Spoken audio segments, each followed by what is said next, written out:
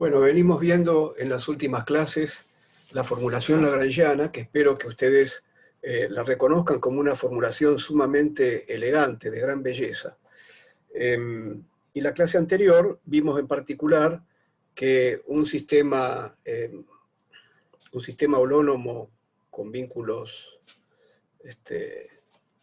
con vínculos reónomos o no, un sistema holónomo conservativo, o cualquier otro sistema cuyas ecuaciones dinámicas se puedan escribir como ecuaciones de Euler-Lagrange en función de un lagrangiano, cualquier sistema de ese tipo puede verse como un sistema que es gobernado por un principio que llamamos el principio de Hamilton o el principio de mínima acción, en realidad de acción estacionaria.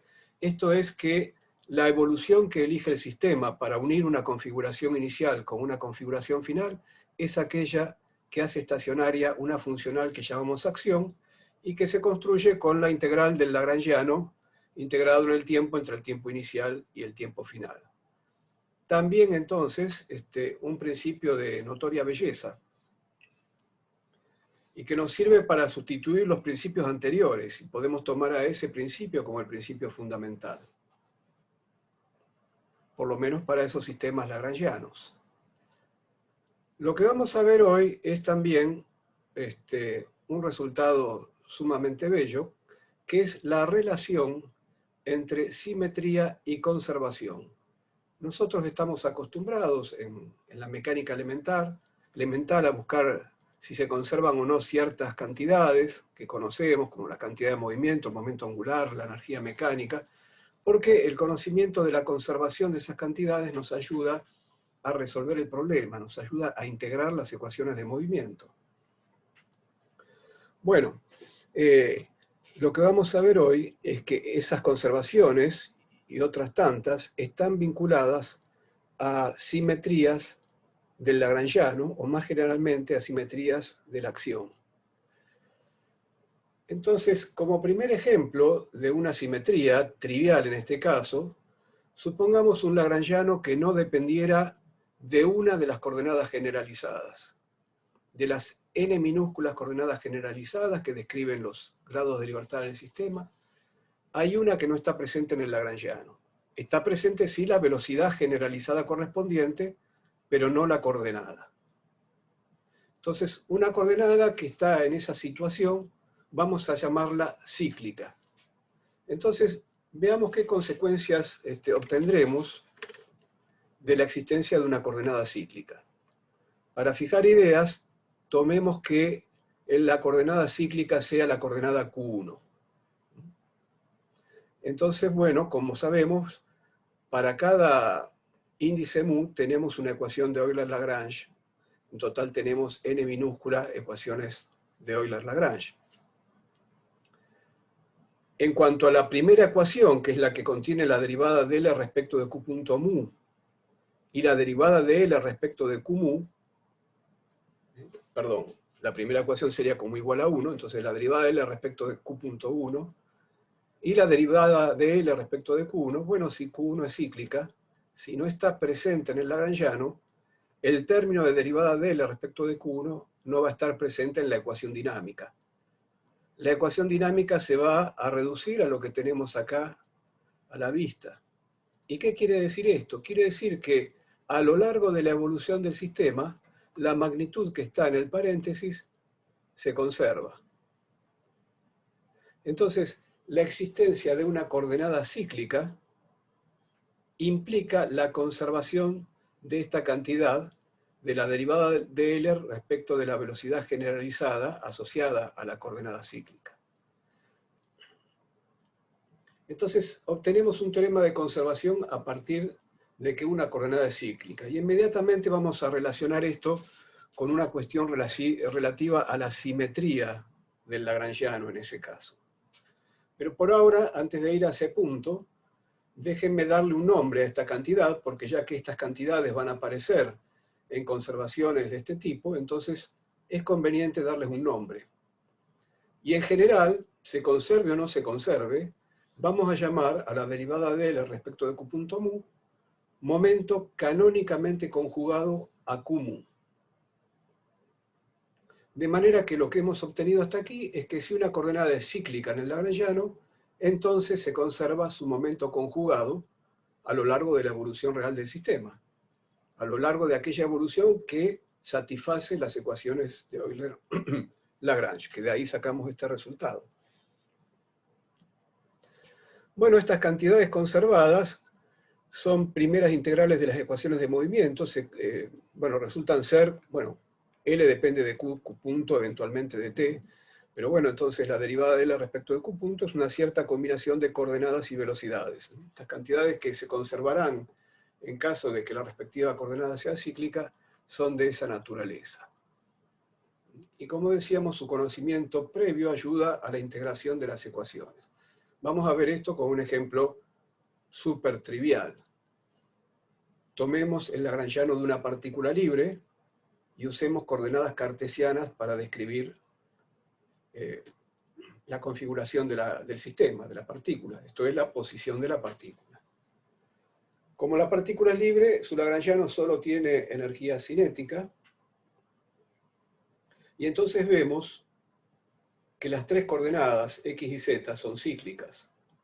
Están las velocidades generalizadas, pero no están las coordenadas. Por lo tanto, por lo que hemos visto, se van a conservar P sub x, P sub y y P sub z, los momentos canónicamente conjugados a cada una de las coordenadas cíclicas. ¿Quiénes son en este caso P sub x, P sub y, P sub z? Bueno, por definición son la derivada de L respecto de las velocidades generalizadas. P sub x es entonces m por x punto.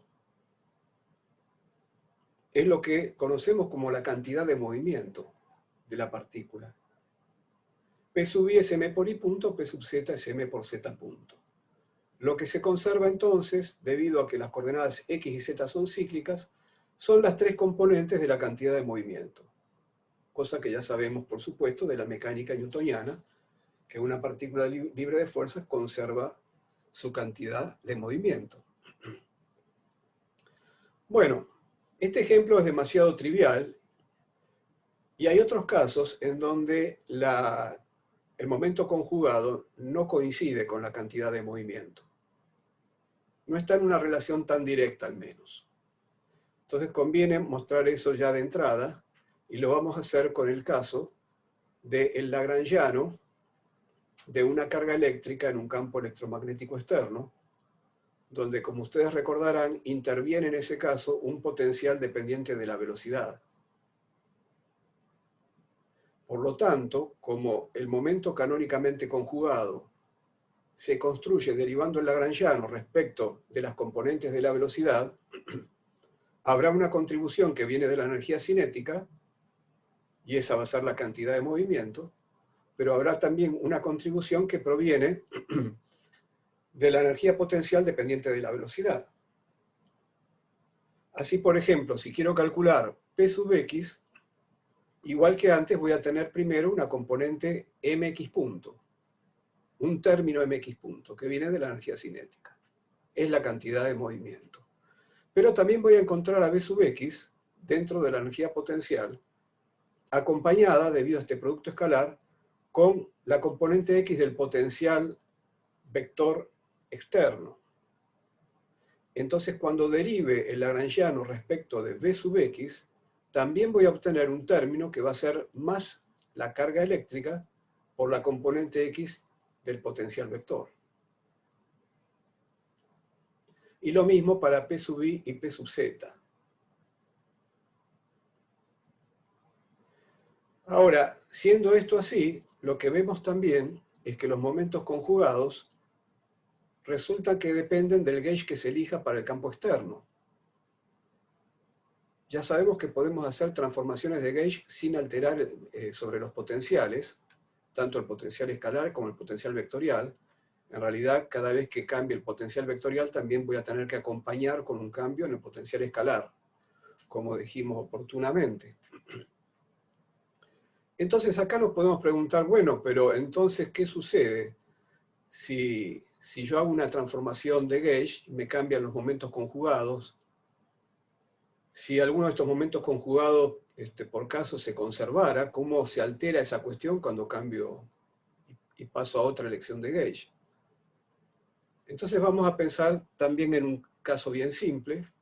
Supongamos que esta carga eléctrica E está en un campo externo eléctrico uniforme, y como es uniforme, marca una dirección en el espacio, y podemos tomar esa dirección del campo eléctrico como la dirección del eje X. Entonces este campo eléctrico se escribirá como una E constante por I versor. Para describir este campo eléctrico uniforme en la dirección del eje X, puedo usar o bien el gauge que usaría en electrostática, donde no uso potencial vector, A vale 0, y el potencial escalar sería menos E por X, para que cuando le tome menos el gradiente, me dé este resultado. Perfecto. Pero podría ser una transformación de gauge, recordando siempre que el campo eléctrico es menos el gradiente de phi menos de A de t. Podría pasar a otro gauge en donde phi valiera 0, entonces el gradiente de phi se anularía, y para obtener el mismo resultado para el campo eléctrico, usaría un potencial vector que sea de la forma menos E por t por I versor. Cuando lo derivo respecto de t, me da menos E por I versor, y con este menos me da un más E por I versor. Por otra parte, como este potencial no depende más que del tiempo, no depende de X y Z, por cierto, no genera ningún campo magnético, si no estaría mal hecha la transformación de gauge. Bueno, pero entonces, ¿qué tenemos en este caso? Tendríamos que, si usamos la primera elección de gauge, donde phi es igual a menos E por X, en el lagrangiano aparece la coordenada X. Aparece en phi. Sería un caso donde la coordenada X no es cíclica. Por lo tanto, P sub X no se conservaría.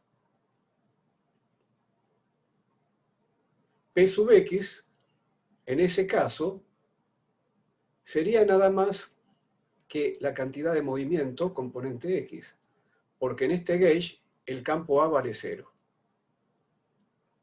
Entonces el resultado sería que, bueno, la coordenada X no es cíclica, por lo tanto la cantidad de movimiento, m por X punto, la componente X de la cantidad de movimiento no se conserva, lo cual está muy bien, porque si hay campo eléctrico en la dirección X, hay aceleración en la dirección X.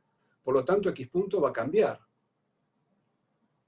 Ahora, en el segundo caso, cuando usamos este otro gauge, aparece este término en la cantidad de movimiento X, pero X es cíclica en el lagrangiano, porque ahora phi vale 0 y el potencial vector A no depende de X. Bueno, en el segundo caso X es cíclica, entonces P sub X se conserva. ¿Qué ocurre? Y ocurre que P sub X ya no es más la componente X de la cantidad de movimiento. Ahora P sub X para ese otro gauge donde A no es 0, sino que tiene una componente X precisamente que vale menos C por T, ahora el momento conjugado a la coordenada X es mx punto menos C por ET, donde el menos C por ET viene de acá. Y entonces la cantidad que se conserva ahora, la magnitud conservada debido a que la coordenada X es cíclica, ya no es la cantidad de movimiento. El momento canónicamente conjugado ahora difiere de la cantidad de movimiento. Lo que se conserva es toda esta cantidad. Toda esta cantidad es una constante. Entonces, como es una constante, es una primera integral de movimiento, que la podemos integrar una vez más para obtener el movimiento. Integrando una vez más, puedo obtener cómo es X como función del tiempo. ¿Y qué va a pasar cuando integre? Esto es una constante, al integrar en el tiempo, me va a quedar una constante por el tiempo. La constante va a ser Px sobre m, porque voy a despejar x y voy a integrar. Y al integrar acá me va a quedar E por el campo eléctrico sobre m, y la integral de t es t cuadrado sobre 2. Con alguna posición inicial. Es decir, voy a obtener el movimiento uniformemente acelerado, que corresponde a la fuerza constante que ejerce el campo eléctrico uniforme. Así que los dos resultados que obtuve en cualquiera de los dos gauge son correctos. Solamente que el momento canónicamente conjugado es distinto según sea el gauge que elija. No siempre coincide con la cantidad de movimiento. Bueno, entonces vamos a ver, a partir del sencillo ejemplo de la coordenada cíclica, vamos a poner primero la atención por primera vez en esta cuestión de la relación entre simetría y conservación. El hecho de que una coordenada Q sea cíclica en el lagrangiano puede verse como una simetría del lagrangiano. ¿En qué sentido? El lagrangiano se construye con Q y con Q punto. Cuando integro el lagrangiano sobre una evolución, me da un cierto valor para la acción. Y si esa evolución es la evolución real, la que cumple con las ecuaciones de Euler-Lagrange, bueno, sabemos que esa acción, el valor que tiene esa acción, en ese caso, es estacionario. Es decir, si hago una variación infinitesimal de la evolución, a primer orden no hay variación en la acción. Entonces, déjenme pensar lo siguiente. ¿Qué sucedería si en un lagrangiano, donde la coordenada Q es cíclica, sería la Q1, la Q2, no importa, donde hay una coordenada Q cíclica, yo hago una transformación de este tipo. Le agrego a una evolución cualquiera, Q de t, le agrego una constante. El agregado de esta constante no va a cambiar Q punto. Y si bien altera a la propia Q, como esa Q es cíclica, el lagrangiano no se entera. Entonces una transformación de este tipo es la simetría que corresponde a que en el lagrangiano exista una coordenada cíclica Q. Y entonces, como ya vimos que si existe una coordenada cíclica tenemos un teorema de conservación, ahora podemos decir que si existe una simetría de esta naturaleza en el lagrangiano, eso implica la conservación del momento canónicamente conjugado a esa coordenada que tiene esta simetría. Claro, esto es muy sencillo, pero es un caso muy particular, porque inclusive si uno decidiera elegir otras coordenadas para describir el mismo sistema físico, puede ser que en otras coordenadas el número de coordenadas cíclicas se altere. Enseguida vamos a ver un ejemplo. Entonces, habría que ir a alguna otra tipo de formulación de esta relación entre simetría y conservación que no dependa tanto de que yo me dé cuenta de elegir las coordenadas más apropiadas. Antes de ver eso, les voy a decir que en el año 1918, Emmy Noether publicó dos teoremas fundamentales para la física del siglo XX acerca de la relación entre simetría y conservación, pero en el contexto de las teorías de campo. En ese momento era el momento en que acababa de nacer la relatividad general y había mucho interés en conocer, a partir de la naturaleza de las ecuaciones dinámicas de la relatividad general, estas implicancias entre simetría y conservación. Es decir, Emmy Noether fue quien se dio cuenta de estas implicancias entre simetrías y conservaciones. Y entonces formuló dos teoremas cuya sombra, digamos, es lo que vamos a ver hoy a nivel de la mecánica, porque como digo, están formulados para teorías de campo. En ese momento estaban formulados pensando fundamentalmente en la relatividad general y en el electromagnetismo, pero la formulación que hace Emmy Noether, que era una matemática, no una física, es una formulación válida para cualquier teoría de campos. Es muy interesante que ustedes conozcan la historia de Emmy Noether, porque en aquella época en la Universidad de Göttingen, donde ella estaba, no tenía autorización para dar clases ni tener discípulos, porque bueno, las mujeres tenían restringidas ciertas actividades académicas. Y fue gracias al empuje y el apoyo que le dieron Einstein, Hilbert, Klein, en fin, grandes físicos que estaban en Alemania, que Emmy Noether consiguió finalmente tener discípulos, dar clases, en fin. Es bien interesante conocer su historia. Para los que les interese un poco más sobre los teoremas de Noether como son realmente y no como los vemos en mecánica, que ya digo, son nada más que una sombra de lo que realmente son esos teoremas, hay un link en la página de la materia que corresponde a material adicional, que es la misma página donde ustedes van a buscar estos apuntes. Hay un link a los teoremas de Noether y también a otros trabajos históricos que nos van a ir interesando, entre ellos la mecánica analítica de Lagrange, de la que ya hemos hablado, y otros que van a seguir a lo largo de este curso. Entonces, bueno, en mecánica damos en llamar teorema de Noether también a estos resultados, que son mucho más sencillos y que no son ningún gran teorema, por cierto. Lo grandioso del trabajo de Noether, como digo, está a nivel de teoría de campos. Para ver que este planteo de la coordenada cíclica es un poco débil en el sentido de que si yo elijo otro conjunto de coordenadas ya se me escapa la posibilidad de identificar coordenadas cíclicas. Lo vamos a ver en un ejemplo muy sencillo, con la partícula libre, donde dijimos que si uso las tres coordenadas cartesianas, las tres x y z son cíclicas y me llevan a la conservación de las tres componentes de la cantidad de movimiento. Pero fíjense qué pasaría si en lugar de usar coordenadas cartesianas para describir la partícula libre, usara coordenadas cilíndricas. El lagrangiano de la partícula libre en coordenadas cilíndricas es este que está acá. ¿Cuántas coordenadas cíclicas vemos aquí? 2, z y θ, cuyas velocidades generalizadas están aquí presentes, pero no están como coordenadas. En cambio, ρ está escrito explícitamente en el lagrangiano. Entonces acá, si nos guiamos por esta idea de las coordenadas cíclicas, vemos nada más que dos cantidades conservadas en principio, y se nos pierde una. Se nos pierde de vista una por una elección del conjunto de coordenadas que va a describir el sistema. Entonces, trataremos de darle al tema una formulación que no dependa de las coordenadas generalizadas que usemos.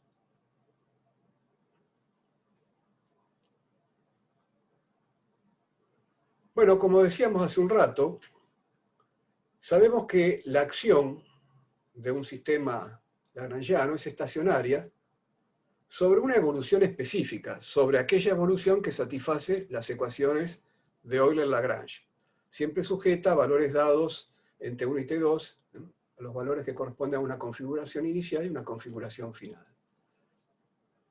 Lo que significa esto es que ante una variación arbitraria, insisto, de la curva que sigue el sistema en el espacio de configuración para ir de la configuración inicial a la configuración final, de esa curva específica en el espacio de configuración, que es la dada por las ecuaciones de Euler-Lagrange, ante una variación arbitraria, sin variación en los extremos, no se producen cambios de la acción a primer orden. Nosotros ahora vamos a hablar de una simetría. ¿Y qué va a ser una simetría? Fíjense cómo está redactada la frase que sigue, porque están intercambiados los roles. Vamos a decir que una acción posee una simetría si su valor sobre evoluciones arbitrarias no cambia, decimos que es invariante, ante ciertas variaciones específicas. Esas variaciones específicas serán las que vamos a llamar las simetrías del sistema. Entonces a esas variaciones específicas las vamos a indicar con delta sub S. La S es de simetría, no de acción. Entonces, en el principio variacional, en el principio de mínima acción, tenemos variaciones arbitrarias a partir de una evolución específica, que es la evolución real del sistema, y que deja invariante la acción a primer orden. Pero lo que vamos ahora a considerar, insisto, son evoluciones arbitrarias sobre las cuales ciertas variaciones específicas, que llamaremos las simetrías de la acción, dejan invariante la acción. Bueno, muy bien. Entonces, para que una determinada variación de una curva arbitraria, Q de t, sea una simetría del lagrangiano, bueno, deberíamos ver qué implica, cómo varía el lagrangiano ante esa variación de la curva, y pedir que la variación del lagrangiano sea cero. En ese caso será una simetría del lagrangiano, que sobre una evolución arbitraria, ciertas variaciones específicas de la evolución dejen sin cambio al lagrangiano. Simetría del lagrangiano. Ahora podemos ampliar un poco esta definición de simetría, permitiendo que la variación del lagrangiano, en lugar de ser cero, sea igual a una derivada temporal total. Porque ya sabemos que si al lagrangiano se le agrega, si digamos en el integrando de la acción se agrega una derivada temporal total, la acción no cambia. Y si en el integrando de la variación de la acción se agrega también una derivada temporal total, la variación de la acción se construiría con la variación del lagrangiano. Bueno, tampoco habría cambio, o lo único que cambiaría en realidad son términos de borde, pero que esos términos de borde no afectan, como dijimos, las ecuaciones dinámicas. Esto es, podemos flexibilizar un poco la definición de simetría, permitiendo que el lagrangiano adquiera una derivada temporal total. Si bien eso no será una simetría del lagrangiano, sí será una simetría de las ecuaciones dinámicas, porque a las ecuaciones dinámicas no le importan los términos de borde en la acción. Bueno, entonces la situación de la simetría más general sería esta que está acá. Que ciertas variaciones específicas, que llamaremos simetrías, de una evolución arbitraria, cambien el lagrangiano en una cantidad que es una derivada total. Esta épsilon que está acá será una cierta función de q punto y t. Y estas simetrías las hemos indicado acá con una delta porque las vamos a considerar infinitesimales para el cálculo que sigue, y en realidad cualquier simetría continua, aunque sea finita, se puede descomponer en una sucesión de transformaciones infinitesimales. Por ejemplo, una rotación de un ángulo finito, yo la puedo descomponer en una sucesión de rotaciones infinitesimales hasta llegar a sumar el ángulo finito que me interese. Entonces, para lo que vamos a analizar ahora, es suficiente con considerar transformaciones infinitesimales. ¿Cómo cambia el lagrangiano ante una alteración de la evolución que estamos considerando? Bueno, ante una alteración de las funciones QMU de t, el lagrangiano va a cambiar porque estamos cambiando las QMU, y porque al cambiar las funciones QMU de t también estamos cambiando las derivadas, las Q puntos. Entonces, este es el cambio total que va a sufrir el lagrangiano.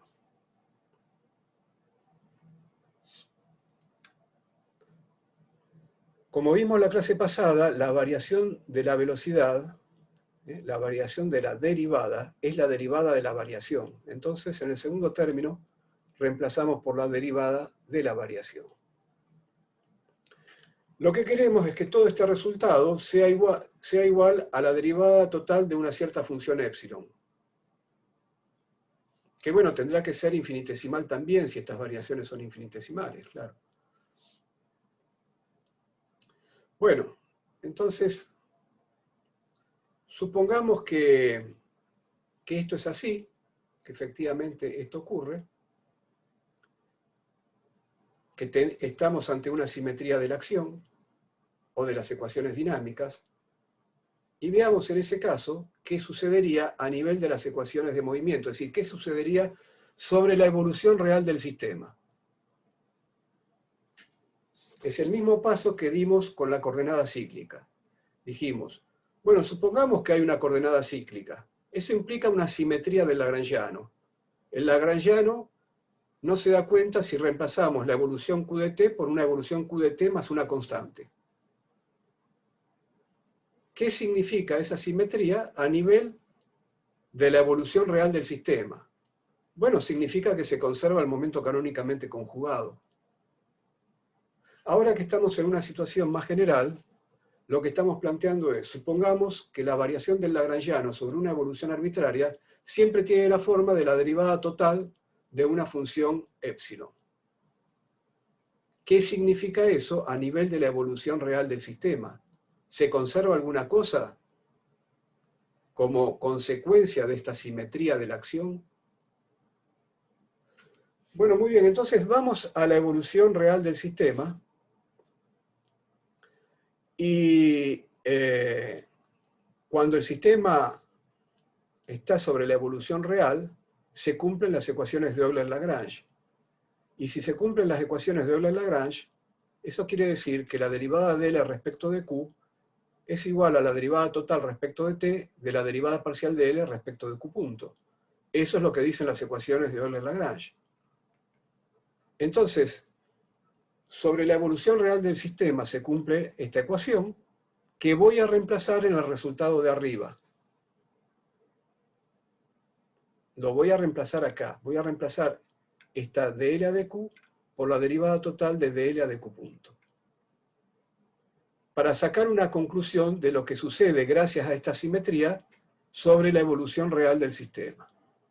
Entonces, cuando hago ese reemplazo, fíjense que acá me va a quedar la derivada de L respecto de Q punto ahora, y a eso le estoy tomando la derivada total respecto de T.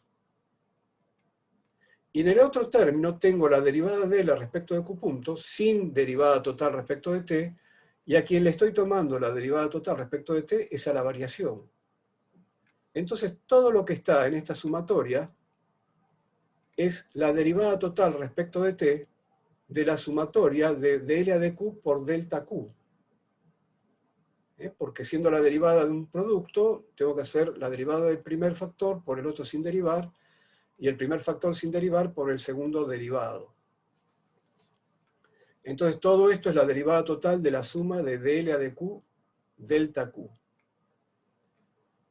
Este de epsilon a dt lo paso al primer miembro, y como viene también con su derivada total, saco la derivada total afuera, y tengo que la derivada total de esta cantidad vale 0. Sobre la evolución real ahora, porque ya usé las ecuaciones de Euler-Lagrange. ¿Qué quiere decir esto?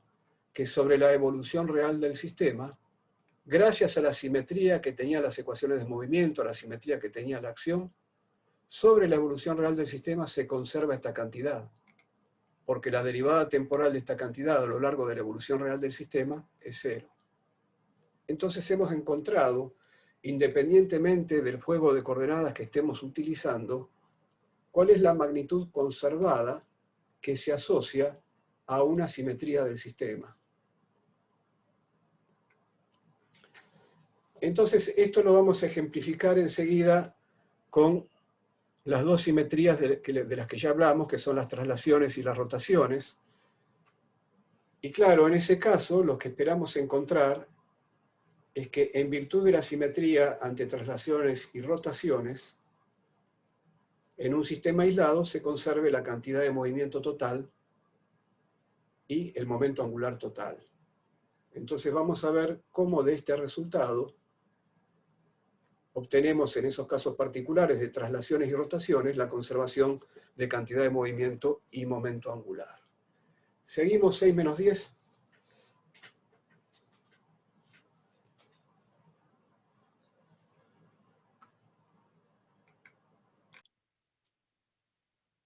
Bueno, entonces recuerden que identifiqué una ley de conservación acá, a lo largo de la evolución real del sistema. Hay una cantidad cuyo valor se mantiene constante a lo largo de la evolución porque su derivada temporal da 0. A esa cantidad la llamé Q, y no confundan con la Q de la fuerza generalizada, es la misma letra pero para otra cosa. Y recordando que la derivada de L respecto de Q punto es el momento canónico, bueno, reemplacé dl de Q punto mu por P mu.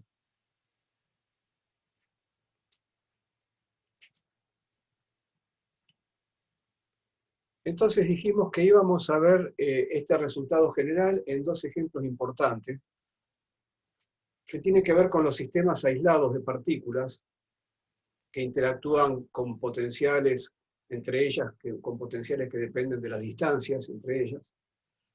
¿Y qué ocurre? Si yo tengo un sistema aislado, es decir, en ausencia de campos externos, y los potenciales de interacción entre las partículas del sistema aislado dependen solo de la distancia entre las partículas, entonces puedo reconocer en ese sistema dos tipos de simetrías claramente. Hay una simetría que es la simetría frente a traslaciones.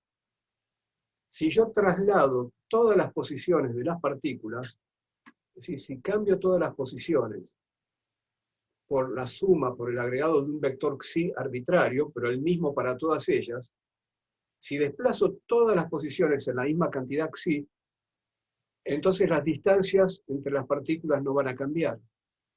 Por lo tanto, el potencial de interacción entre ellas no va a cambiar.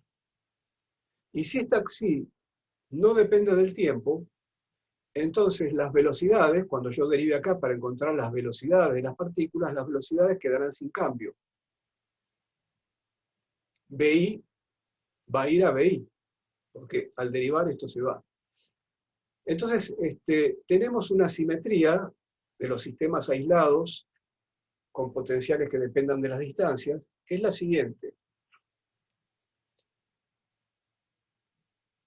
El desplazamiento, digamos, la variación de cada una de las posiciones, tomadas ellas mismas como las coordenadas generalizadas para describir el sistema, es un desplazamiento constante xi-vector. Y en cuanto a las variaciones de las velocidades no cambian. Esto es una simetría de un lagrangiano cualquiera, siempre que el sistema esté aislado y su potencial dependa de la distancia entre las partículas. Bueno, muy bien. Es una simetría porque, bueno, la invariancia de las velocidades implica que la energía cinética no va a ser afectada. Y la energía potencial ya lo dijimos, porque las distancias no son afectadas. Bueno, enseguida vamos a ir a la consecuencia, a calcular esta magnitud Q en ese caso. Otra simetría que poseen los sistemas aislados es la simetría frente a rotaciones. Supongamos que a todos los vectores posición de todas las partículas del sistema le aplico una rotación. Los roto por un ángulo infinitesimal. Entonces, cada uno de esos vectores que apuntaba para un lado va a terminar apuntando para otro lado. Va a estar corrido en un ángulo alfa. La dirección de cada vector va a estar corrido en un ángulo que voy a llamar delta alfa. Va a ser un ángulo infinitesimal.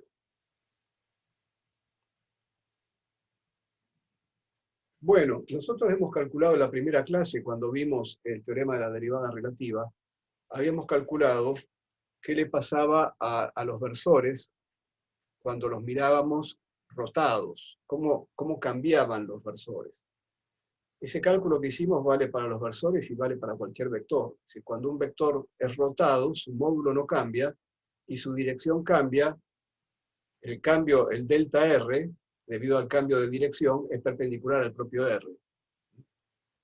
No sé si recuerdan aquel dibujito que habíamos hecho, en este caso sería un R, entonces hay una rotación en alfa sobre un plano perpendicular a un cierto eje de rotación. Este ángulo es el delta alfa, y entonces tenemos un delta R que entra en la hoja.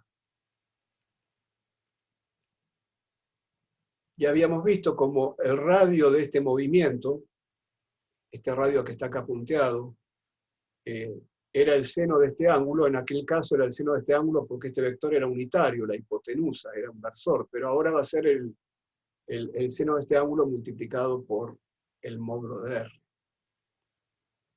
Bueno, yo puedo generar un vector delta alfa que esté en la dirección del eje de rotación y que tenga por módulo este ángulo de la rotación. Y entonces este vector, atendiendo a lo que habíamos hecho en aquella primera clase, se escribe como el producto vectorial de el vector delta alfa por el vector RI. Efectivamente, si yo le tomo el módulo a este producto vectorial, me va a quedar módulo de delta alfa por módulo de RI por el seno del ángulo comprendido. Pero módulo de RI por el seno del ángulo comprendido es el radio del giro. Y está bien entonces el resultado porque el módulo de delta R es el arco del giro. Entonces es ángulo por radio. Y en cuanto a la dirección también está bien, porque si ustedes usan la regla de la mano derecha para indicar la dirección de delta alfa y la dirección de R, les va a dar entrando en la hoja, que es como corresponde al delta R. Este ángulo alfa no depende del tiempo, no es que esto está rotando en el tiempo, como pensábamos en el teorema de la derivada relativa, porque estábamos subiéndonos a un sistema rotante. No, es una rotación fija, es decir, tomamos todos los vectores posición y a todos los rotamos un ángulo delta alfa. Entonces las distancias entre las partículas no van a cambiar. Todas las partículas van a otra posición, pero de tal manera que las distancias se mantienen también. Por lo tanto, el potencial de interacción del sistema aislado no se ve afectado. Y en cuanto a las velocidades se transforman de esta manera, es decir, tengo que, perdón, acá qué hice. Sí, claro, está bien. Las velocidades, la transformación de las velocidades sale de tomarle la derivada a esta expresión. El alfa, el delta alfa no depende del tiempo, entonces me queda la derivada de RI solamente, que es BI. Entonces, todas las velocidades también rotan con esta misma figura, es decir, a las velocidades le pasa lo mismo que a los vectores, rotan de la misma manera, pero al rotar no cambian los módulos de las velocidades, y en la energía cinética están los módulos de las velocidades. Entonces la rotación del sistema aislado no afecta ni a la energía potencial ni a la energía cinética. Es una simetría del lagrangiano. El lagrangiano no cambia ni frente a una traslación ni frente a una rotación. Es un caso, entonces, donde como el lagrangiano no cambia, esta función épsilon que está acá vale 0. Es una simetría del lagrangiano. La rotación y las traslaciones son simetrías del lagrangiano. Son 6 simetrías porque las traslaciones tienen 3 componentes, dadas por las 3 componentes de este vector Xi, y las rotaciones también se pueden hacer sobre 3 ejes independientes.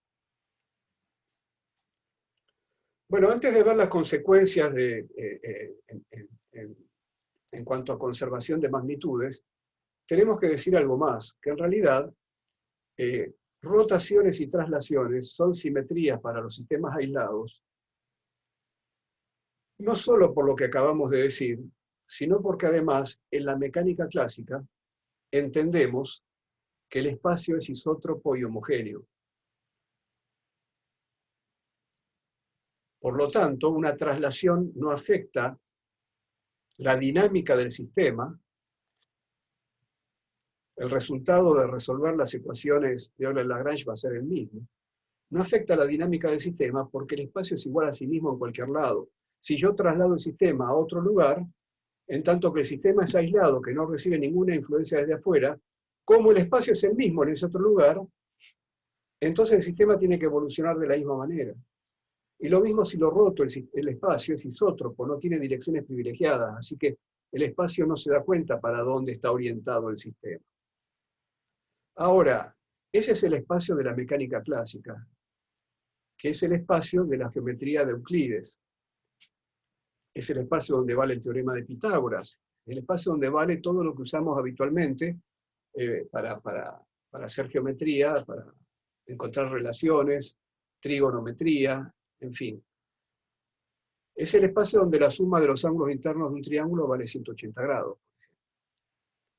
Ahora, si el espacio no tuviera esas propiedades, si el espacio no fuera igual a sí mismo en todos lados, si fuera inhomogéneo, entonces esa inhomogeneidad tendría que entrar también en el lagrangiano. Y aunque el sistema esté aislado, no lo está en el sentido de que ve todavía un campo externo que está dado por el propio espacio y sus particularidades. Que eso es lo que ocurre, por ejemplo, en relatividad general, donde el espacio, y en realidad el espacio-tiempo, no es isótropo y homogéneo en principio, puede serlo en algunos casos particulares, sino que es un espacio-tiempo curvo. Ustedes saben que en relatividad general, la curvatura del espacio-tiempo es la manifestación del campo gravitatorio. Pero bien, la física clásica, la mecánica de Newton, es muy anterior a los espacios curvos. A las geometrías curvas aparecieron después. Y por cierto, la evolución de la mecánica clásica con Lagrange y con Hamilton tampoco tocó esa cuestión. El espacio de la mecánica clásica es el espacio de la geometría euclidiana y es un espacio isótropo y homogéneo.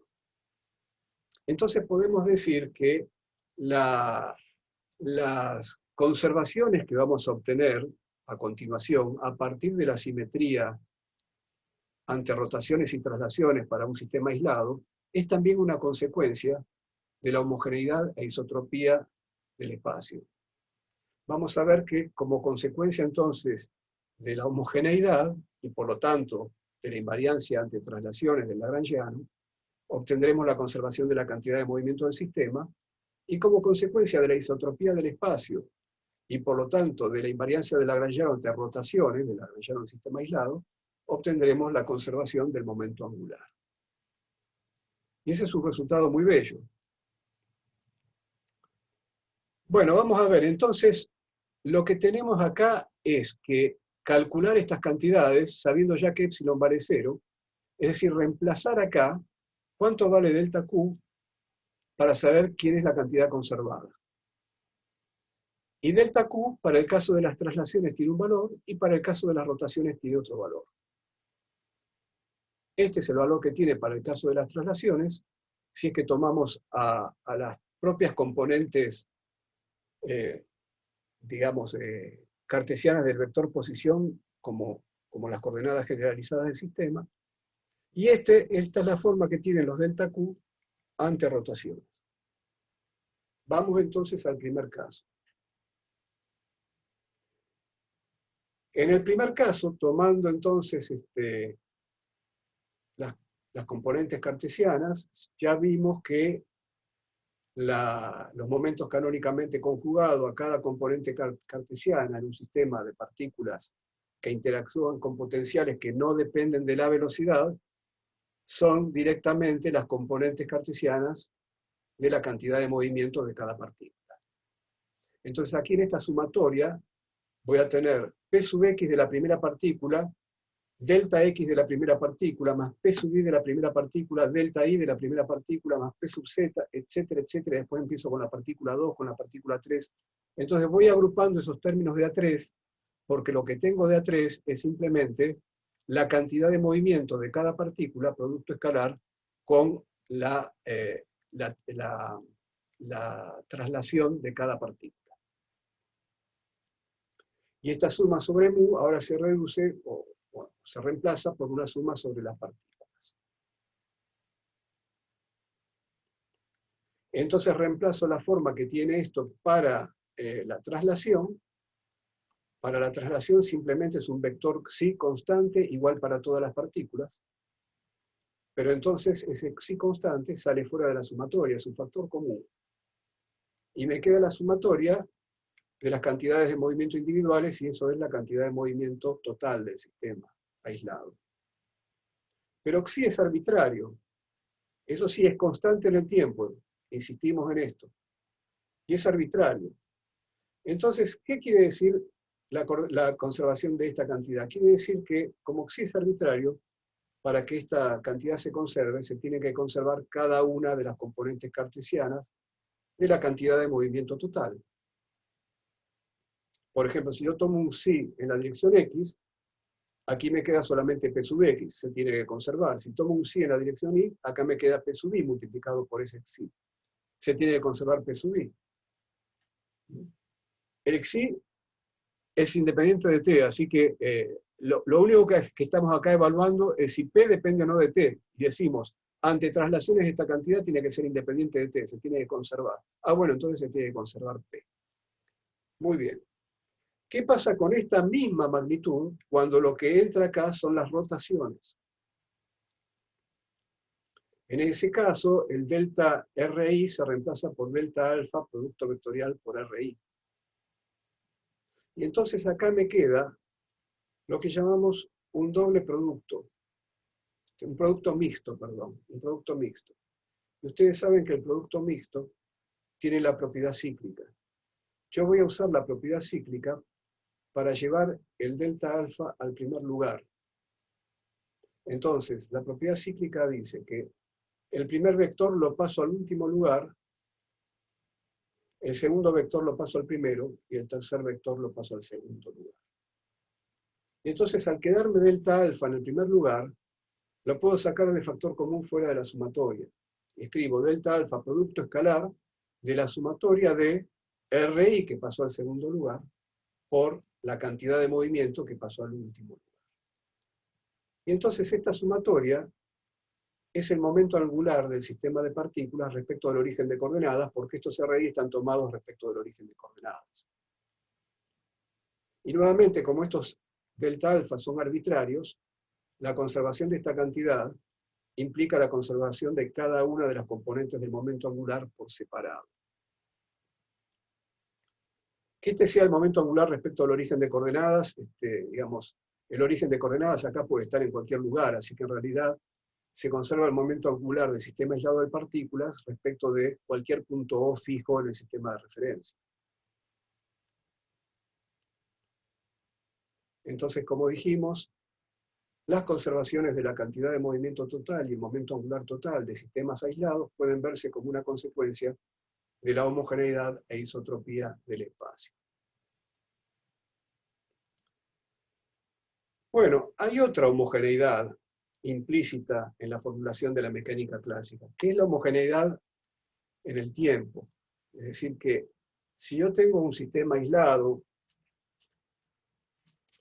un lagrangiano que solo depende de las velocidades individuales en la energía cinética y de las distancias de a pares en la energía potencial, y nada más, en particular no depende explícitamente del tiempo,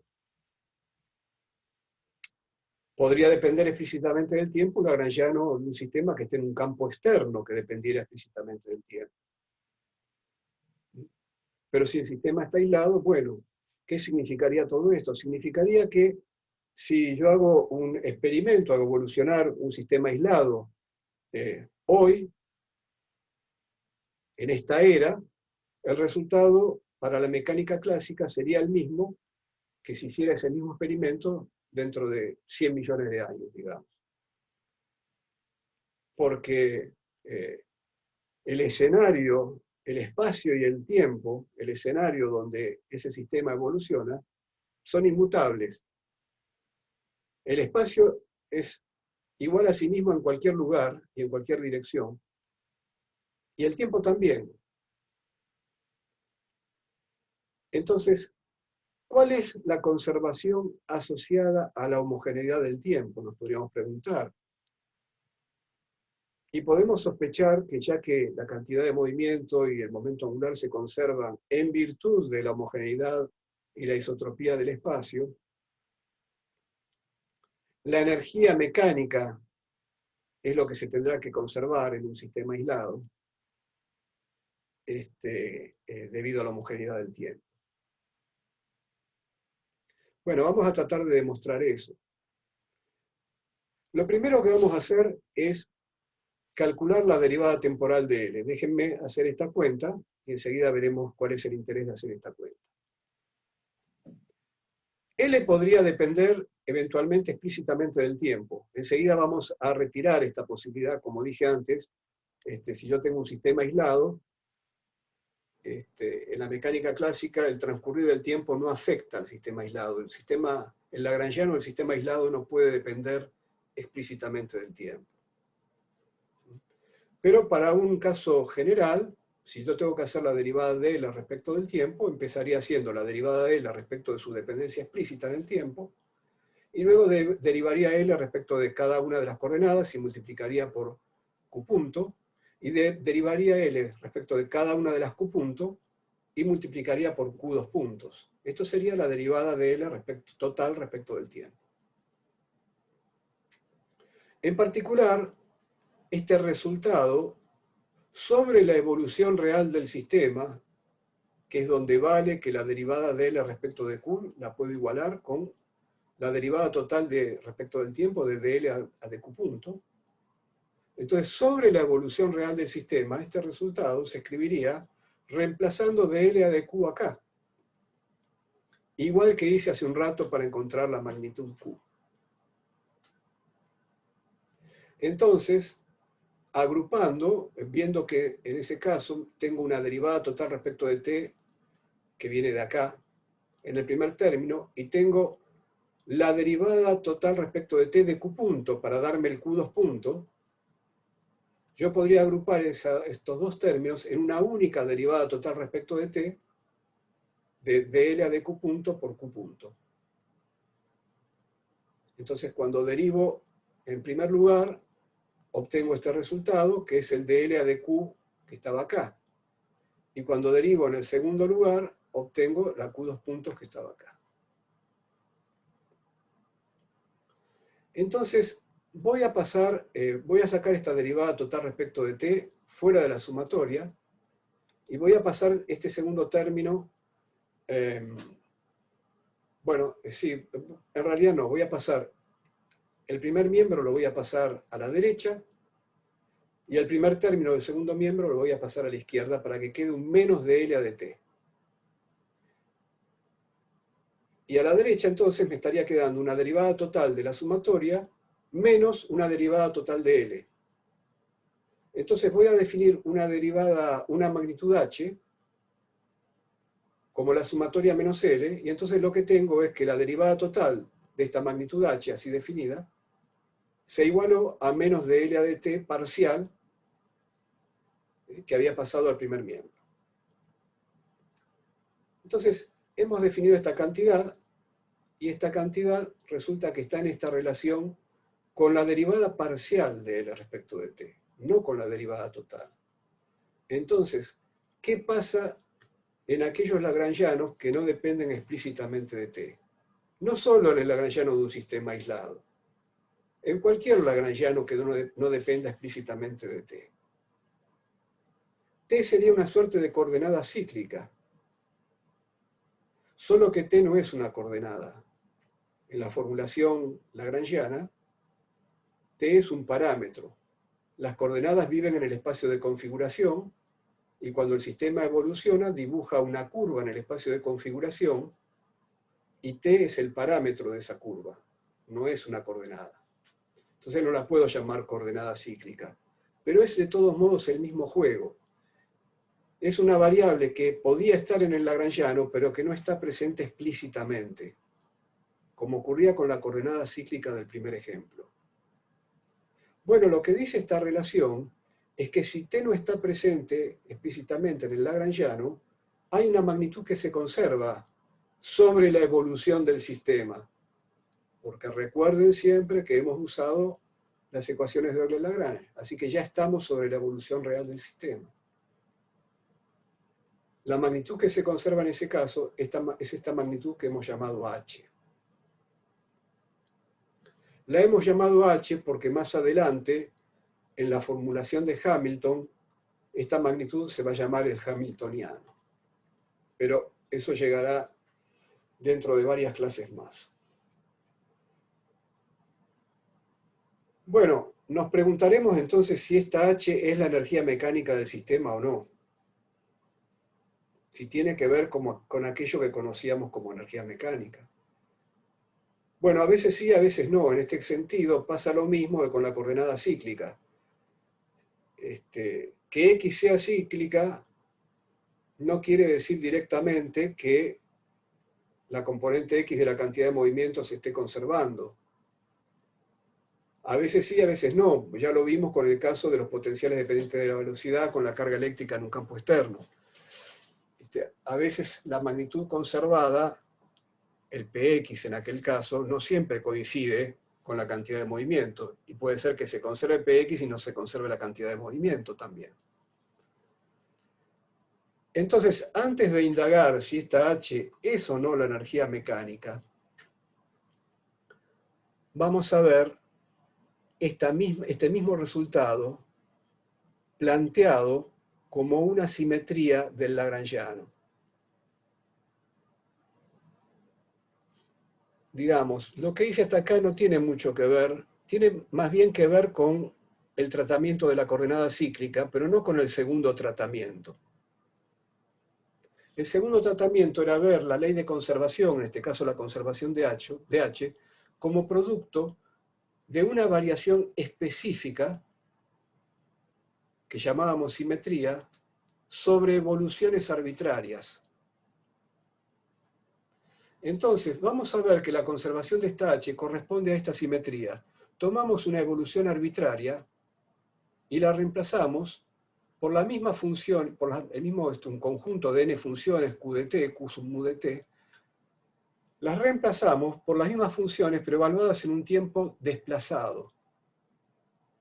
Este épsilon, perdonen por la notación, porque acá hay un épsilon que es el épsilon que está acá, es el épsilon que estaba acá. Fíjense que la forma de este épsilon no es la misma que la de este otro épsilon, que es lo que se suele llamar var épsilon. Este desplazamiento en el tiempo. Así que no lo confundan, es nada más que el parámetro de la transformación infinitesimal. Es un parámetro infinitesimal. Así como el xi fue el parámetro infinitesimal de la traslación y el delta alfa fue el parámetro infinitesimal de la rotación. Este es el parámetro infinitesimal de la transformación de simetría que estoy proponiendo en este momento. Entonces, Profe, perdón. sí. Sobre eso yo me iba a preguntar, pero al principio en traslación y rotación, ese épsilon es cero porque esa ya es una simetría propia del Del espacio, lagrangiano. digamos. Claro, ok. Del lagrangiano. Cuando el lagrangiano es el que tiene la simetría, el épsilon vale cero. Pero había una situación todavía un poco más flexible, donde permitíamos que el lagrangiano cambiara, pero que cambiara solo de esta manera, cambiara por una derivada total de algo. Ese algo lo habíamos llamado épsilon, pero con otro épsilon. Esto todavía era una simetría, no del lagrangiano, porque el lagrangiano está cambiando, sino de las ecuaciones de movimiento, porque este cambio solo significaba un término de borde en la acción, y los términos de borde no afectan a las ecuaciones de movimiento. ¿Mm? Y te puedo hacer otra pregunta. Sí, ¿Estás usando en algunos momentos la igualdad de la ecuación de Euler-Lagrange, creo sí, que se llama? sí. Esa que está ahí justo, que dice esto sobre la evolución real del sistema. No me queda muy claro como en qué circunstancias puedo usar esto. Bueno, yo digo, el lagrangiano tiene una simetría, por ejemplo, ¿no? Como decía antes, el lagrangiano tiene una simetría. La simetría es una propiedad que vale sobre cualquier evolución. No implica nada más que eso, más que es una simetría. Sin embargo, si la evolución no es cualquiera, sino que estoy sobre la evolución real del sistema, la que cumple con las ecuaciones de Euler-Lagrange, entonces a partir de la simetría saco una conclusión nueva. La conclusión nueva es que hay una magnitud conservada. Las conservaciones se producen sobre la evolución real y las simetrías se producen sobre cualquier evolución. Ah, o sea, vos ahí lo que estás como usando es que los desplazamientos de algún modo son los que coincidan con todas las ecuaciones que ya usamos para definir el lagrangiano, que pueden ser los vínculos holónomos y todas esas cosas. No, no, el desplazamiento que está acá es arbitrario. Yo digo, tengo una transformación, un cambio que puedo aplicarle a las posiciones de las partículas que no cambia el lagrangiano, porque no altera ni las distancias entre las partículas ni las velocidades de las partículas. Ese cambio es de este tipo, por ejemplo, ¿no? Es el caso de las traslaciones, donde este sí es arbitrario. Y este cambio no afecta al lagrangiano en ninguna circunstancia, sobre cualquier evolución que yo haga este cambio, el lagrangiano queda igual. Ahora, si la evolución es la evolución real, y ahí es donde hago intervenir las ecuaciones de Euler-Lagrange, esa simetría del lagrangiano implica la conservación de la cantidad de movimiento sobre la evolución real, no sobre una evolución cualquiera. Porque yo puedo imaginar una evolución cualquiera donde a la cantidad de movimiento total le pase cualquier cosa.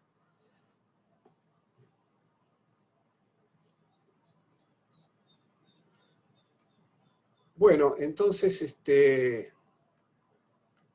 queríamos reformular esta conservación de H cuando L no depende explícitamente de T, la queríamos reformular a través del segundo formalismo que usamos para vincular simetrías con conservaciones. Entonces, la idea es esta. Supongamos que el lagrangiano tiene una simetría ante traslaciones en el tiempo. ¿Qué sería eso? Que el lagrangiano, si yo lo evalúo sobre una evolución cualquiera como U de t, o sobre la misma evolución pero con el tiempo desplazado en una cantidad infinitesimal epsilon, el lagrangiano no se entera, o en la situación más flexible, el lagrangiano cambia por una derivada total. Vamos a ver eso, a ver si existe una cosa así. Si yo propongo que esto es una simetría del lagrangiano, lo que estoy proponiendo es que el cambio de las funciones Qmu de t, bueno, fíjense cómo cambian. Si yo hago esta transformación, yo puedo hacer un desarrollo de Taylor al orden más bajo, porque esto es un infinitésimo, y al orden más bajo me queda que esta función es Qmu de t, que es la misma que tenía, más epsilon por Q punto mu.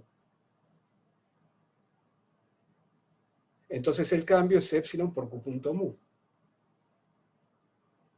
Y en cuanto a las derivadas primeras, bueno, ya sabemos que la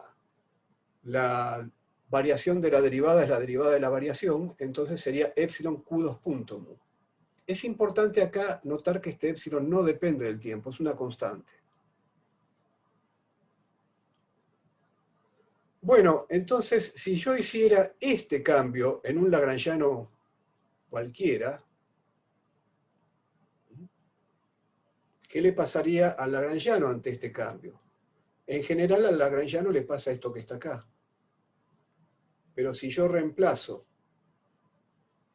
por esto que voy a ver si, voy a poner a prueba, a ver si es o no una simetría, bueno, entonces en el primer término esto lo reemplazo por epsilon q punto, en el segundo término esto lo reemplazo por epsilon q2 punto, epsilon sale entonces fuera de la sumatoria, y esta cantidad que está acá se parece a la derivada total de L respecto de t, pero le falta un término. La derivada total de L respecto de t, como ya hemos calculado aquí, es esa sumatoria más la derivada parcial de L respecto de t. Entonces lo que tenemos aquí, como resultado general ante una transformación de este tipo, es que el cambio del lagrangiano es esta cantidad. Ahora, si L no dependiera explícitamente del tiempo, vamos de vuelta a lo mismo, entonces el cambio del lagrangiano es una derivada total.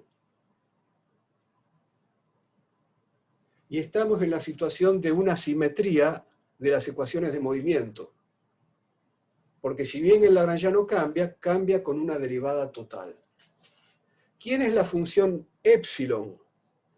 En ese caso, este término ya no está.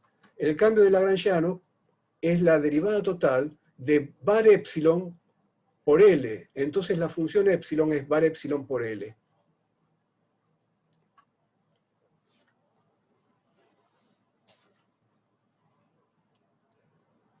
Bueno, entonces tenemos el caso donde se conserva una magnitud que se escribe de esta forma, que se escribe con la ayuda de este epsilon, y este epsilon vale var epsilon por L, y estos delta Q valen epsilon por Q punto. Var epsilon por Q punto. Var epsilon sale fuera entonces de factor común, y lo que me queda es var epsilon, que es una constante, por H, es decir, lo que se conserva es H. Entonces hemos reobtenido la conservación de H partiendo de una simetría. Es decir, una simetría es una alteración que uno hace de evoluciones arbitrarias, pero que sin embargo dejan invariante la acción, el lagrangiano, en este caso la acción adquiere términos de borde y finalmente dejan invariante las ecuaciones de movimiento.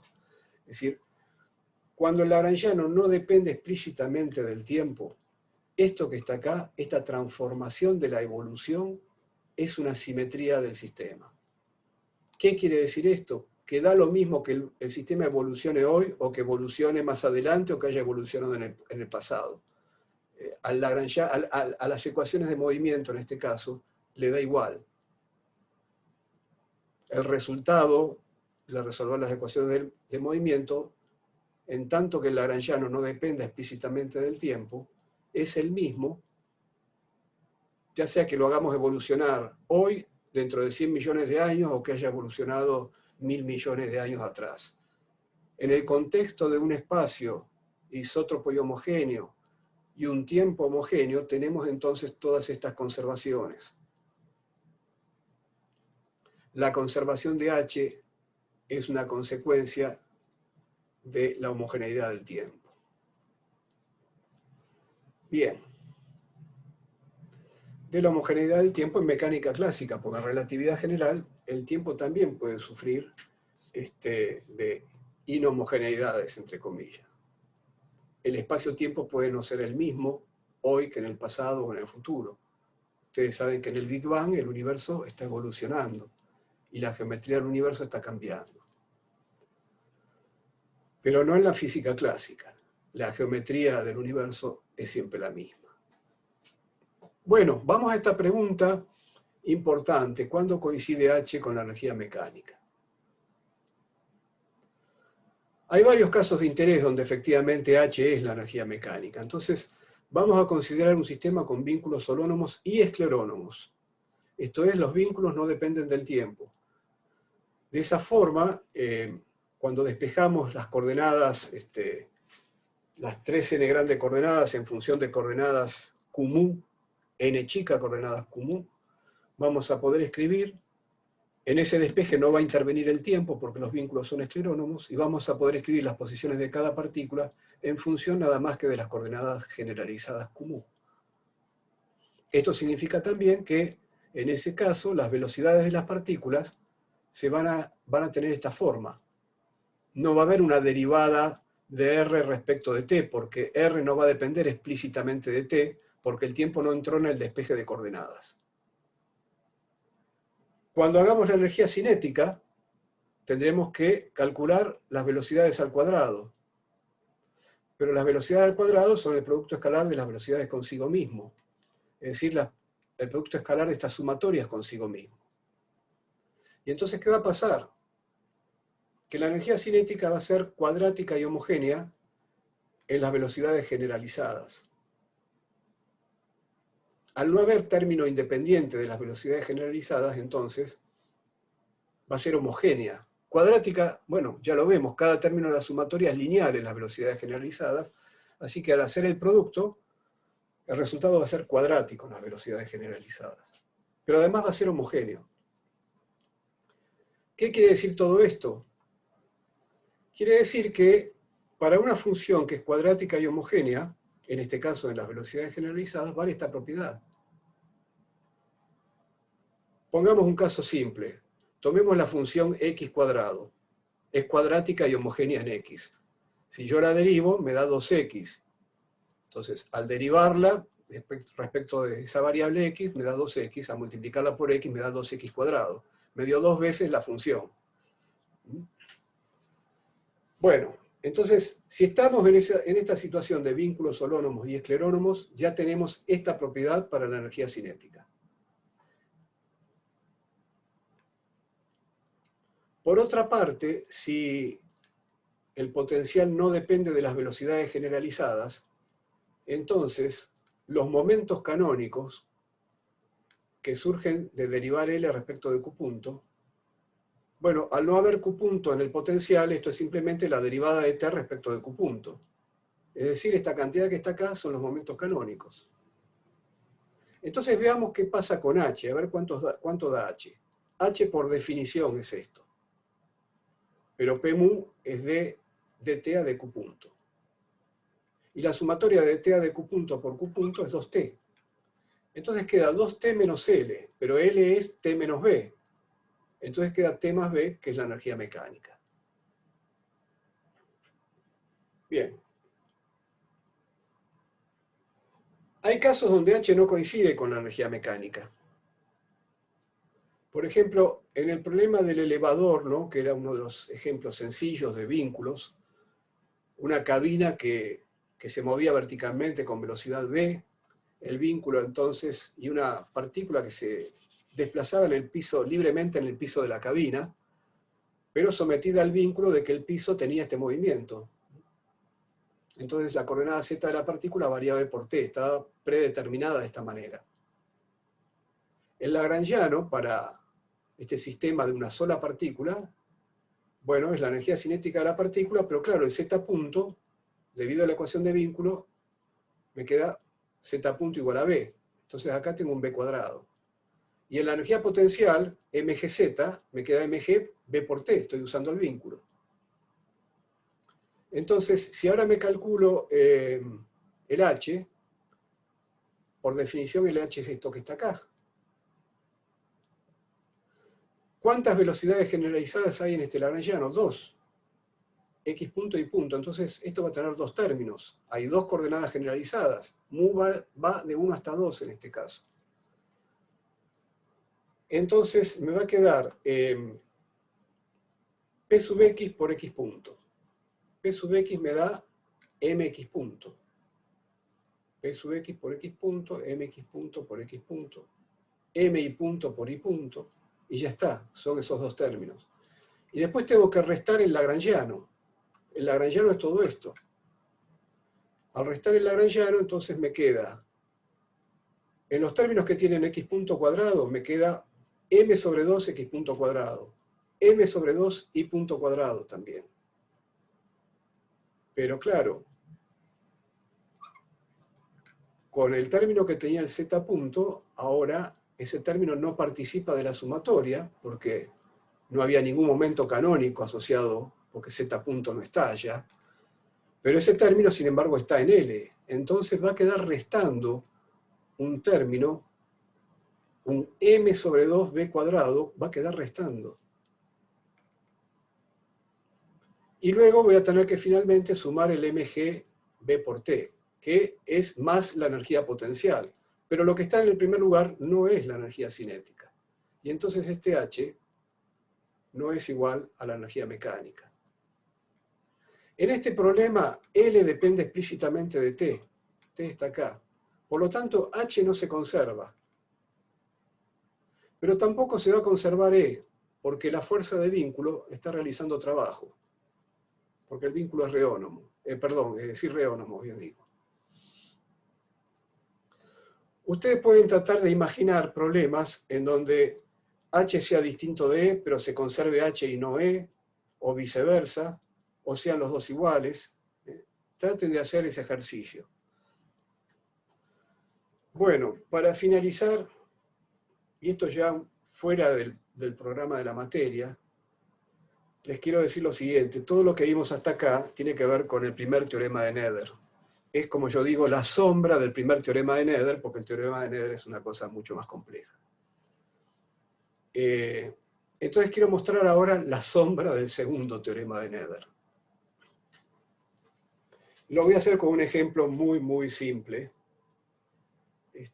para mostrar que el segundo teorema de Noether tiene que ver con otros tipos de simetría que llamamos simetrías de gauge, donde el parámetro infinitesimal de la simetría, en lugar de ser una constante, como vimos con el xi, con el delta alfa, con el var epsilon, puede ser una función arbitraria del tiempo.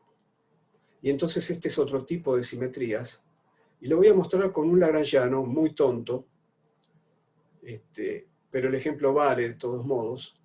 Este es un sistema lagrangiano extraño, porque uno dice, este lagrangiano, ¿de dónde lo sacaron? Pero no importa, supongamos que tenemos un sistema físico que está gobernado por este lagrangiano. Es decir, que sus ecuaciones dinámicas son las ecuaciones de Euler-Lagrange que corresponden a este lagrangiano. Este lagrangiano posee una simetría donde aparece un parámetro con que es una función arbitraria, que es la siguiente. Si yo cambio Q punto por una función arbitraria que llamaré var epsilon de t, y cambio Q2 por la misma función pero derivada, ¿qué le pasa al lagrangiano? No le pasa nada, porque Si Q1 cambia de esta manera, Q.1 cambia con la derivada de var epsilon. Pero Q2, estoy tomando justamente una variación de Q2 que es igual a la derivada de var epsilon para cancelar la variación de Q1. Entonces, esto es una simetría del lagrangiano. Sobre cualquier evolución del lagrangiano, es una simetría específica, es una variación específica sobre evoluciones arbitrarias. Es lo que llamamos una simetría. Pero que tiene esta particularidad de que el parámetro ahora depende del tiempo. Vamos a ver qué pasa con las ecuaciones dinámicas de este lagrangiano. Calculemos las ecuaciones de Euler-Lagrange. Entonces, para la variable 1, tengo que hacer la derivada de L respecto de Q.1. Eso me da, el 2 baja acá, cancela el 1 medio, me da Q.1 menos Q2. Y a eso tomarle la derivada total respecto de T. Y después todavía, en las ecuaciones de Lagrange, hay un término que tiene la derivada de L respecto de Q1, pero Q1 es cíclica, no está acá. Entonces la primera ecuación dinámica es esta. ¿Qué es una ecuación de conservación? Me dice que esto se conserva, claro, como Q1 es cíclica, obtuve una ecuación de conservación. Pero veamos qué pasa cuando hago la ecuación dinámica para Q2. Lo que no está en este lagrangiano es Q2 punto. Entonces, no hay dl a dq2 punto. Sí, en cambio, hay dl a dq2. Está el segundo término de las ecuaciones de Lagrange. Y dl a dq2 me da un menos, de vuelta, el exponente 2 cancela el 1 medio, me da un menos q.1 menos q.2, todo eso queda igualado a 0. Entonces, fíjense qué cosa extraña sucedió acá, con estas simetrías que se llaman simetrías de gauge, cuando el parámetro puede depender de la variable t, y en teoría de campos del tiempo y de las posiciones, del tiempo y del espacio. Los campos, pensemos en los campos electromagnéticos, que son los campos que conocemos, son funciones del tiempo y de la posición. Tienen valores distintos en distintos tiempos y en distintos puntos del espacio. Entonces, en nuestro caso, en la mecánica, la única variable es el tiempo. Pero bueno, son simetrías no locales, se dice, porque los parámetros pueden depender en forma arbitraria de las variables, y nuestra única variable es el parámetro t. Y bueno, a ese tipo de simetrías se las llama simetrías de gauge, y entonces pasó una cosa curiosa. La primera ecuación era algo previsible, era una ecuación de conservación. La segunda ecuación me está diciendo que esa cantidad conservada no puede tomar valores arbitrarios.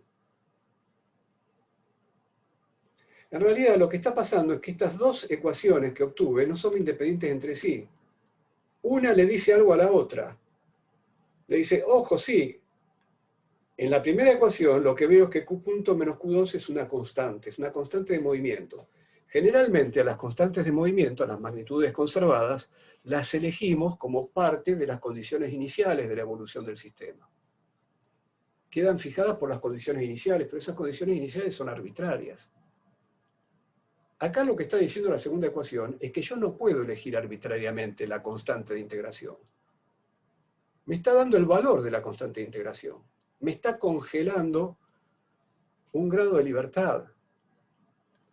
Eso que yo podía elegir arbitrariamente en las condiciones iniciales, sabiendo que después se iba a conservar y que esa conservación me iba a ayudar a integrar las ecuaciones de movimiento, ahora ya las propias ecuaciones de Lagrange me están diciendo qué valor tiene.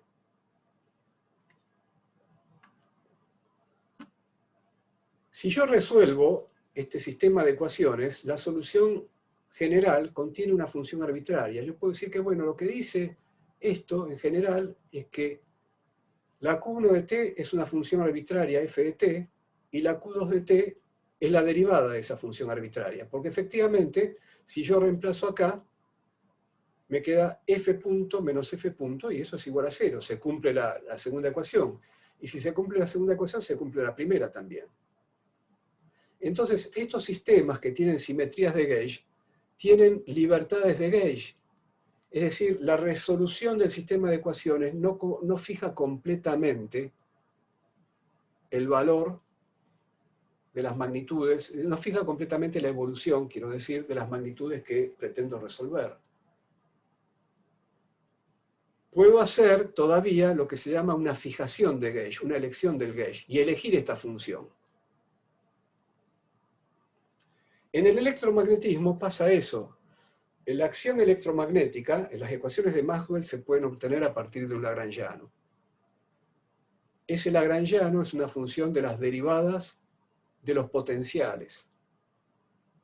Las ecuaciones de Maxwell, ustedes las ven como ecuaciones en derivadas primeras de los campos, E y B, pero a su vez los campos son derivadas primeras de los potenciales. Entonces, las ecuaciones dinámicas son en realidad, así obtenidas a partir de un principio variacional, son ecuaciones en derivadas segundas para los potenciales. Y están afectadas por estas simetrías de gauge, de las que habla el segundo teorema de Noether.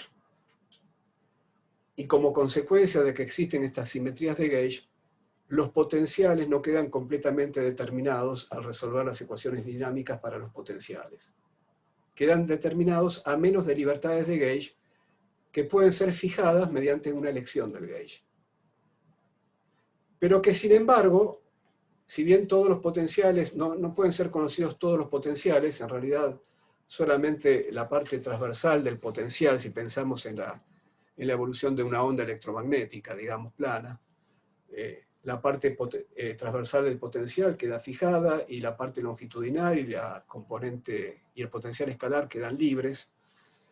Sin embargo, esa libertad de gauge no afecta a los campos A y B. Es decir, hay una parte de esa dinámica que son genuinos grados de libertad. Este sistema que yo les estoy mostrando acá es tan tonto que no le quedó ningún genuino grado de libertad, que todo fue finalmente una mera libertad de gauge, expresada en esta función f de t que quedó completamente arbitraria. Bueno, muy bien. Entonces terminamos aquí.